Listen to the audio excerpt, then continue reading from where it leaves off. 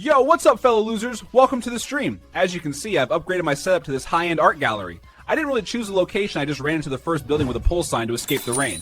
Apparently Spain's auditioning for a remake of Noah's Ark, and I forgot my boat.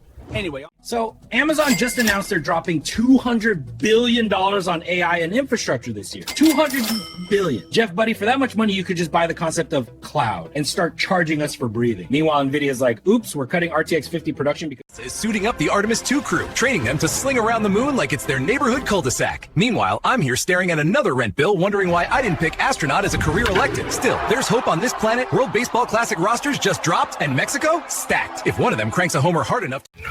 No! Are you kidding me? 69's gone. 68? 66? Silver's melting too. Fabulous. We'd love a 2-for-1 panic sale. Remember when I said invest in canned beans in depression? Yeah. Hi, welcome to the bean economy. Digital gold. All right, check this out. You see this little guy? This is the sad horse. Look at his face. This horse has been in back-to-back Zoom meetings since 2021, and nobody's given him a coffee break. I've never related harder to a piece of polyester.